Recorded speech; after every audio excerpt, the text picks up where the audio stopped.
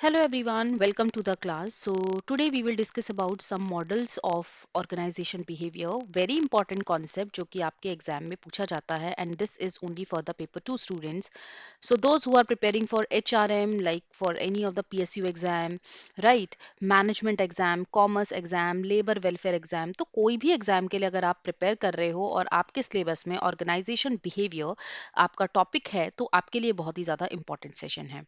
So let's do it. Let's start with the session. सबसे पहले अगर मैं बात करती हूँ ऑर्गेनाइजेशन बिहेवियर के मॉडल्स की, ठीक है, तो मॉडल्स के अगर अकॉर्डिंगली अगर हम देखते हैं तो यहाँ पर 5 मॉडल्स के बारे में बात की गई है ऑर्गेनाइजेशन बिहेवियर की. सबसे पहला मॉडल होता है ऑटोक्रेटिक मॉडल. नेक्स्ट मॉडल है is custodial model. Next is supportive. Next one is collegial and the last one is system model. तो 5 मॉडल्स जो कि आपके इंपॉर्टेंट है एग्जाम के लिए, इसके ऊपर हम बात करते हैं.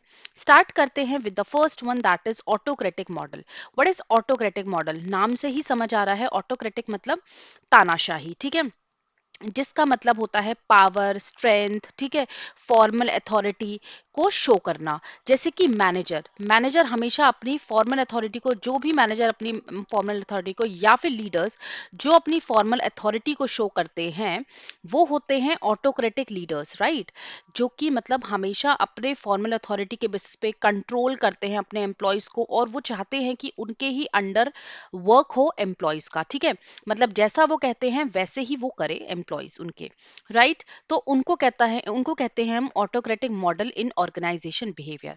आई होप कि आपको समझ आ गया होगा. इंपॉर्टेंट ये है कि आपको सिर्फ कॉन्सेप्ट को समझना है, रटना कुछ भी नहीं है. कस्टोडियल मॉडल क्या होता है? Custodial is basically providing this model is the concept of providing the economic security for all the employees. जैसे कि आप सभी को पता है कि कुछ वेजेस और सैलरी से अदर देन भी कुछ बेनिफिट्स होते हैं, ठीक है, जैसे कि एम्प्लॉय की लॉयलिटी, ठीक है, कंसिस्टेंसी, अगर मैं देखूं job security. So these are the like additional चीजें जो कि हमेशा हर एक एम्प्लॉय ऑर्गेनाइजेशन से चाहता है, अदर देन सैलरी और ऑफ कोर्स वेजेस, ठीक है. अगर हम बात करते हैं रिसेशन के टाइम पे, तो हमेशा एक एम्प्लॉय क्या चाहता है? प्राइवेट एम्प्लॉय वो यही चाहता है कि भाई उनका जो सिक्योरिटी है, जॉब सिक्योरिटी, वो बनी रहे, क्योंकि कहीं ना कहीं जो एम्प्लॉय है वो लॉयल होते हैं और मोटिवेशन उनको मिलता रहे, ठीक है.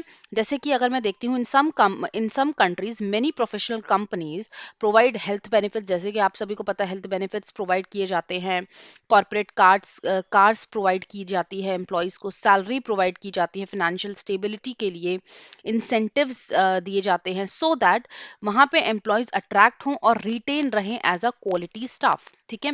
रिटेंशन इंपॉर्टेंट है, इसीलिए कस्टोडियल मॉडल में आ जाएगा. Next is supportive model. Supportive model मतलब होता है कि जब हमेशा एम्प्लॉयज अपने लीडर्स को सपोर्ट करते हैं कहीं ना कहीं. Not basically this is not a autocratic model, but basically अगर हम यहाँ पर देखते हैं, इस मॉडल को हम बोल सकते हैं कस्टोडियल टाइप्स, ठीक है. What is custodial? अभी हमने पढ़ा था कस्टोडियल में ये होता है कि एक तरीके से सपोर्ट मिले.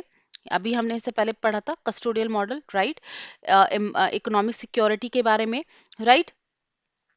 अगर हम बात करते हैं ये वाला मॉडल कस्टोडियल में भी हम इसको एज सच हम काउंट नहीं करेंगे, बिकॉज देखो कस्टोडियल का मतलब क्या होता है? कस्टोडियल मतलब इज बेसिकली कि आपको सिर्फ और सिर्फ जॉब सिक्योरिटी दी जाए. तो ना ही ऑटोक्रेटिक है ना ही ये कस्टोडियल है, ये बिल्कुल ही अदर है. दैट इज सपोर्टिव मॉडल, जिसमें कि जो भी लीडर्स होते हैं वो, सॉरी, जो भी एम्प्लॉयज होते हैं या वर्कर्स होते हैं, आपके स्टाफ होते हैं, वो अपने मैनेजर को, अपने लीडर्स को कहीं ना कहीं सपोर्ट करते हैं डे टू डे बेसिस पे. दैट मीन्स कोई डिसीजन लेने में हेल्प करना, मोटिवेट करने में, राइट. सो ये आपका सपोर्टिव मॉडल हो जाता है. दैट मीन्स लीडर्स का सपोर्ट होते हैं एम्प्लॉयज, ठीक है, एम्प्लॉयज सपोर्ट करते हैं लीडर्स को बहुत सारे लाइक डिसीजंस लेने में और थोड़ा सा हेल्पिंग के लिए. Next is collegial. What is collegial? Collegial is basically team work, ठीक है, मतलब कि everybody is working as a colleague, सभी कलीग्स हैं, सभी एक टीम वर्क में है, ठीक है. तो उसको हम बोल देते हैं कॉलेजियल मॉडल. दैट मीन्स सभी एक साथ पार्टिसिपेट करेंगे एक्टिवली, ठीक है. नॉट ओनली कि लाइक आपको सिर्फ अपने से मतलब है नॉल, ऐसा कुछ भी नहीं होता है कि यहाँ पर सभी एक साथ काम करते हैं so that organization better perform कर पाए। So this is known as collegial model. Next is system model. System model आपका फाइनल एक मॉडल है जो कि और लास्ट मॉडल है जिसको हम बोलते हैं system model. And basically this is the most contemporary model of the 5 models discussed in this session, right. So इसके अकॉर्डिंगली अगर हम देखते हैं तो सबसे कॉन्टेम्प्रेरी है, मतलब ट्रेडिशनल मॉडल है जो हम हमेशा से मतलब इसको यूज करते आए हैं ऑर्गेनाइजेशन में। तो सिस्टम मॉडल क्या होता है? System model look after all the overall structure and the team environment, मतलब टीम एनवायरनमेंट को देखते हैं, स्ट्रक्चर क्या है ऑर्गेनाइजेशन का, ठीक है, different different goals, talents, potential, system model यही डिफाइन करता है, ठीक है। सो आई होप कि आपको सारे कॉन्सेप्ट समझ आ गए हैं।